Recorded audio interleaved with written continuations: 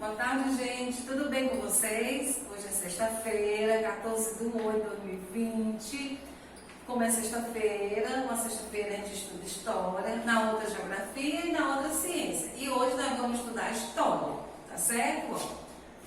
Disciplina, quinto ano, disciplina aí, História. A gente vai estudar a República Oligárquica. A tia vai dar continuação, porque eu já introduzi a República. Aí hoje eu vou dar a continuação para a gente terminar, tá certo? Preste atenção no que a tia vai explicar, ler e explicar. O café foi o principal produto da economia brasileira até a década de 1930. Entre o final do século XIX e o início do século XX, a construção de ferrovias possibilitou o transporte do café das áreas produtoras até o Porto de Santos. De lá, as sacas de café eram levadas de navio para os consumidores da Europa e dos Estados Unidos. Esse conjunto de fatores possibilitou que o estado de São Paulo passasse por um período de grande desenvolvimento econômico. Foram construídos portos, ferrovia, comércio, estradas, escola, bancos e fábricas. Então, com o dinheiro arrecadado do café, eles investiram na cidade, Por isso que teve um grande desenvolvimento econômico, por causa da venda do café, porque o café era o principal produto da economia brasileira naquela época, certo? Aí aqui vocês estão vendo, que foram construídas ferrovias, eles ajeitaram a cidade. Aqui uma ferrovia, Sorocaba, em Sorocaba, estação de Sorocaba. Viu? A estação Sorocaba, construída em Sorocaba, São Paulo, em 1909, inaugurada em 10 de julho de 1875. A estação funcionou até março de 2001. Estações como essa eram ponto de embarque e desembarque de passageiros e carga. E com a venda do café, como a tia falou, a cidade foi desenvolvendo, certo? Agora, o cotidiano dos operários. As indústrias e os serviços nas capitais atraíram novos habitantes para as cidades. Essas pessoas vinham do campo e de outros países em busca de trabalho e uma vida melhor. Elas se tornavam empregados das fábricas, contudo as condições de trabalho eram ruins, as jornadas eram longas, os salários eram baixos e não tinham direito a folgas ou férias. As mulheres ganhavam salário menor do que os homens e as crianças pobres começavam a trabalhar desde pequena, Como a tia falou, com a venda do café teve o desenvolvimento, teve as indústrias, aí aqui era o cotidiano dos operários, como era a vida dos operários. Aqui a fábrica, vocês estão vendo, todo mundo junto, trabalhando, Diante das circunstâncias desfavoráveis, os operários uniam-se em organizações de trabalhadores, com o objetivo de defender os direitos e interesses da classe trabalhadora. Essas organizações eram chamadas dos sindicatos, viu? Então, desde aquela época, que os operários não ganhavam bem, não tinham férias, não tinham 13º, tinham um salário abaixo, as mulheres trabalhavam muito. Depois é que veio os direitos trabalhistas, tá certo? Depois nós vamos estudar sobre o direito trabalhista no outro governo. Vamos ver. Agora a tia vai explicar os movimentos sociais, porque teve vários movimentos sociais. A comunidade de Canudos ocorreu na Bahia e o líder foi Antônio Vicente Mendes Maciel, o Antônio Conselheiro, como ele era conhecido, que reuniu milhares de camponeses em um arraial que praticamente se tornou autônomo. Esse arraial foi violentamente destruído porque os representantes das oligarquias tinham medo de perder a mão de obra. Então, a comunidade de Canudos foi um dos movimentos e ocorreu na Bahia, e teve o líder Antônio Vicente Mendes, que era conhecido como Antônio Conselheiro. Ele reuniu vários camponeses, e esses camponeses plantavam, cultivavam muitas plantas, né? Eles plantaram para o seu sustento, criavam animais para o seu próprio sustento. Com isso, os governantes começaram a ver que eles estavam se desenvolvendo. Aí eles, com medo de perder a mão de obra, destruíram a comunidade de Canudos, que o arraial também ficou conhecido como de Canudos. Então, representantes das oligarquias tinham medo de perder a mão de obra. Quando viram que eles estavam plantando, criando animais, e da plantação eles tiravam o próprio sustento, eles ficaram logo com medo, né? Vão perder a mão de obra. Então foram lá e destruíram o arraial de Canudos. Aí aqui eu vista do Morro da Favela na comunidade de Canudos. Então essa comunidade foi terrivelmente destruída, né? Por causa dos governantes na época ficaram com medo de perder, que essas pessoas estavam produzindo para o próprio sustento. Aí eles não queriam isso, por isso que destruíram a comunidade de Canudos, certo? Agora vamos ver outro movimento, foi a revolta da vacina. Esse aqui é bom. Ao assumir o cargo em 1902, o presidente Rodrigues Alves tinha como meta a reforma urbana do Rio de Janeiro. A modernização começou com a construção de largas avenidas e prédios de 5 ou 6 andares. Uma das justificativas para essa grande reforma era o fato de que, na época, as ruas estreitas da cidade, suja e sem tratamento de esgoto, facilitaram a proliferação de doenças como a febre amarela, a peste, a varíola e a tuberculose. Para combater as doenças, foi chamado o médico Oswaldo Cruz. Ele e sua equipe tomaram algumas medidas sanitárias, como a remoção do lixo, o uso de raticida e o combate aos mosquitos transmissores da febre amarela. O fim de eliminar a varíola, era necessário vacinar a população. O governo iniciou uma campanha de vacinação obrigatória, mas a população não conhecia bem o funcionamento das vacinas e ficava desconfiada quanto a seus benefícios. Em novembro de 1904, ocorreram diversos confrontos entre a população e os representantes do governo. Por que ocorreu isso? Porque a população estava com medo de se vacinar, de tomar a vacina, né, que o médico Oswaldo Cruz fez. Aí ficaram com medo, e se revoltaram contra os governantes. Aqui, que vocês estão vendo, a revolta da vacina, Charles de Leônidas, publicada na revista Malho. As pessoas aqui viam os militares, né, tudo tipo enfermeiros, uma vacina, vacinar a população e a população toda revoltadas.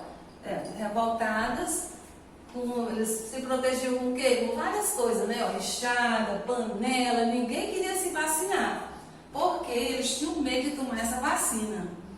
Aí foi a revolta da vacina, chamada revolta da vacina, certo? Agora vamos ver a revolta da chibata também, vamos ver. No início do século XX, os marinheiros brasileiros viviam sob péssimas condições de trabalho. O soldo, que era o salário deles, antigamente chamado soldo, era muito baixo, a alimentação era deficiente e o trabalho era excessivo. Eles eram punidos com castigos físicos, principalmente com uso da chibata. Essas más condições motivaram o início de uma rebelião em 22 de novembro de 1910, no Rio de Janeiro. Após o marinheiro receber o castigo de 250 chibatadas, diante de todos os presentes no navio. Liderados por João Cândido Felisberto, os marinheiros tomaram embarcações e ameaçaram bombardear a capital se alguma de suas exigências não fossem atendidas. Depois de várias negociações, o presidente Hermes da Fonseca decretou o fim das chibatadas, castigo das chibatadas como castigo, no dia 27 de novembro de 1910. Então, a revolta da chibata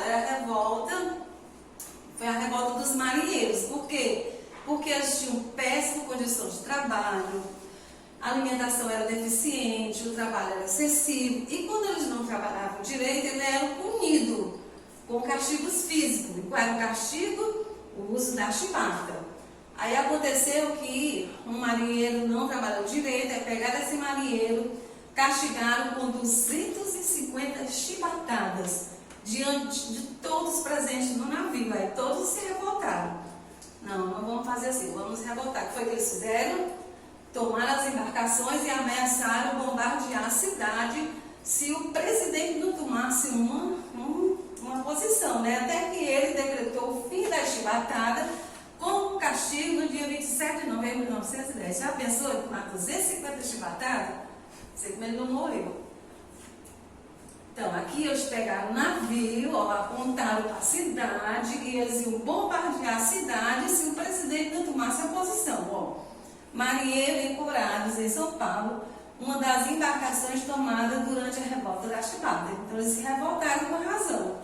Além de não terem salário suficiente, a alimentação também não era boa. E ainda apanhar 250 chibatadas não foi fácil, viu? Por isso que teve essas revoltas. Agora vamos ver o conflito do contestado, de 1912 a 1916. A questão do contestado envolveu o conflito pela disputa de terras nos estados do Paraná e de Santa Catarina no início do século XX. A tensão teve início quando o governo cedeu terras para a construção de uma estrada de ferro na região. Por conta disso, muitas pessoas foram expulsas de suas terras. Em condições difíceis, encontraram esperança na formação de povoados sob a liderança de monges. Um deles, José Maria, defendia a ideia de um governo independente na comunidade em que vivia. O governo passou a enviar tropas para combater os habitantes das comunidades do contestado. Então, como foi isso? A questão do contestado é porque o governo cedeu terras para a construção de uma estrada de ferro. E quando ele cedeu terra para a construção da estrada de ferro, ele tomou as terras das pessoas, né? Já que ele tomou, as pessoas ficaram sem terra. Aí eles encontraram um monge, eles encontraram os monges. Na época tinha muitos monges. E esses monges deram condições para eles viverem, deram terra para eles viverem. Só que um deles, José Maria, defendia a ideia de um governo independente na comunidade em que vivia. Eles ajudaram as pessoas, só que o governo começou a ver aquilo ali como um perigo para eles, né? Aí foi que eles fizeram, mandou tropas para combater os habitantes, mataram o monge e mataram quase todas as pessoas. O governo passou a enviar tropas para combater os habitantes das comunidades do contestado. Mataram um monge, destruíram a comunidade e muitas pessoas morreram, viu? Então, esse conflito do contestado foi por causa das terras que o governo tomou das pessoas. Quando ele tirou a terra das pessoas, ele cedeu para a criação de uma estrada de ferro. Tá certo? Deu para entender? Agora vamos para outro. Não, isso aqui é eles, né? A comunidade, o pessoal tudo sentado, pensando como é que ia ser. Aqui é o grupo de revoltosos durante o conflito contestado. Só que a comunidade foi destruída, um monge morreu, também foi morto, né? E ficou poucas pessoas, porque foi tudo destruído. Agora vamos ver a greve geral de 1917, também um dos movimentos sociais que a gente está falando. Em 1917 aconteceu em São Paulo uma grande greve que envolveu várias categorias profissionais. Todos os profissionais foram para a greve. Professores, diaristas, quem trabalhava em fábrica. Os trabalhadores urbanos reivindicavam melhores salários e a condições de trabalho. Essa greve ganhou adesão dos trabalhadores de outros estados do Brasil. Então, todos os trabalhadores se reuniram, fizeram a greve e pediram aos patrões, reivindicaram salários melhores, né? E os patrões, eles cederam e deram salários melhores e condições melhores para os trabalhadores. Então, isso é a greve geral de 1917. Que aconteceu em São Paulo, com a grande maioria de pessoas e profissionais. Os trabalhadores urbanos reivindicavam melhores salários e condições de trabalho, e os patrões identificaram os patrões e os patrões cederam e deram um salário melhor e condições de trabalho melhor, né? E essa greve ganhou adesão de todos os outros estados do Brasil. Então foi uma greve geral, uma greve no Brasil todo, e foi a greve geral dos trabalhadores, de todos os profissionais do trabalho, tá certo? Então vai entender bem? Então vamos para outra. Gente, agora vamos ler, a gente vai ler o fim da República Oligárquica. Vamos ver como aconteceu isso. O Washington Luiz governou o Brasil entre 1926 e 1930. Nesse período, a economia sofreu os impactos de uma grande crise econômica que se iniciou nos Estados Unidos em 1929 e logo chegou a outros países. O presidente enfrentou problemas políticos, pois acabou com a política do café com leite, que nós já estudamos essa política, né? Na eleição presidencial de 1930, quando optou por apoiar a candidatura de Júlio Prestes. A escolha gerou descontentamento dos políticos mineiros, que apoiaram Getúlio Vargas para a presidência, iniciando assim um movimento que provocou revolta no país. Júlio Prestes não tomou posse, pois, devido às revoltas, as Forças Armadas forçaram o Washington Luiz a deixar a presidência e apoiaram a posse de Getúlio Vargas, né? Então, a República Oligárquica teve um fim quando Getúlio Vargas começou a tomar posse, né?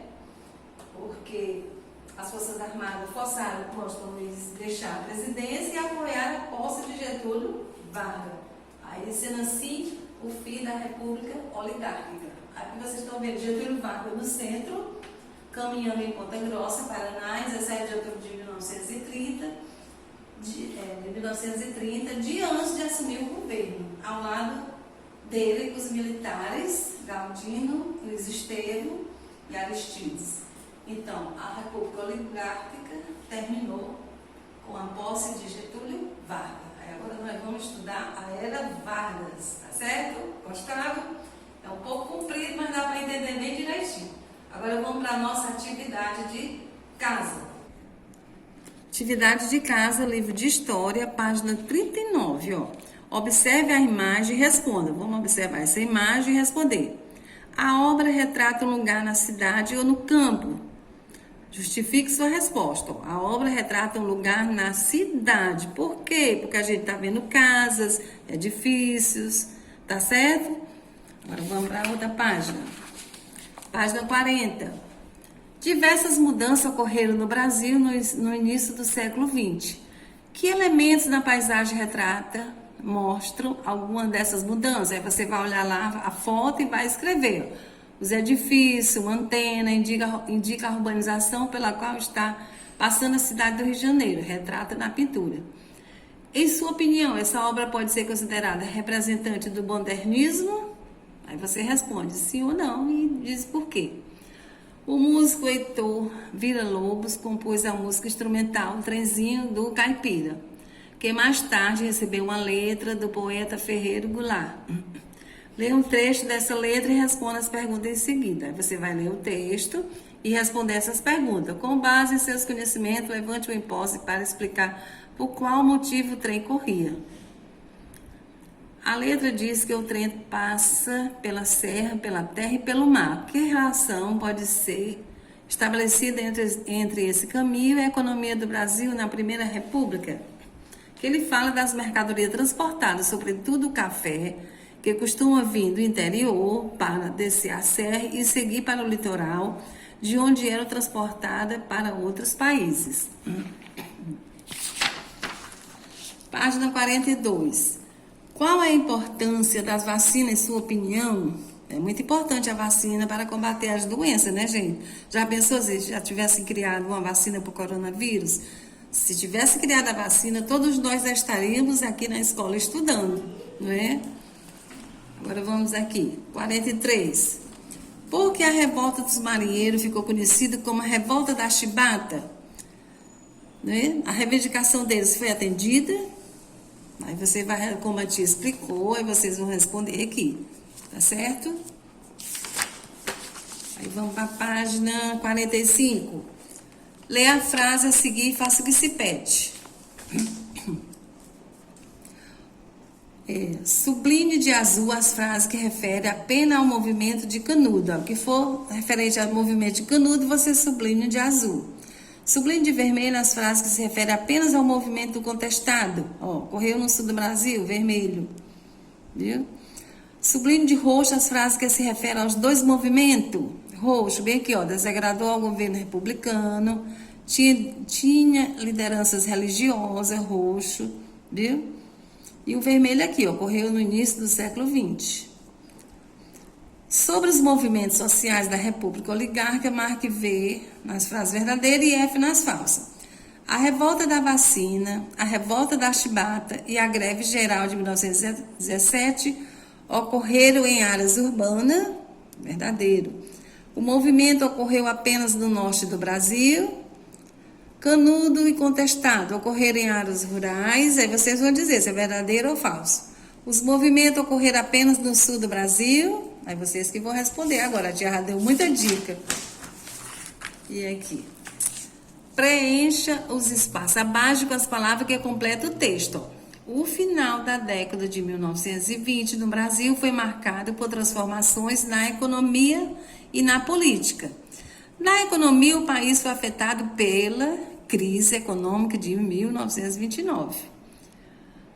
Na política, houve rompimento da política do café com leite. Lembra que a tia falou? Após a eleição, os políticos derrotados iniciaram um movimento de revolta. Com o auxílio das Forças Armadas, os membros do movimento pressionaram Washington Luiz a deixar a presidência para Getúlio Vargas assumir. Então, termina a República Oligárquica com a posse de Getúlio Vargas. Tá certo?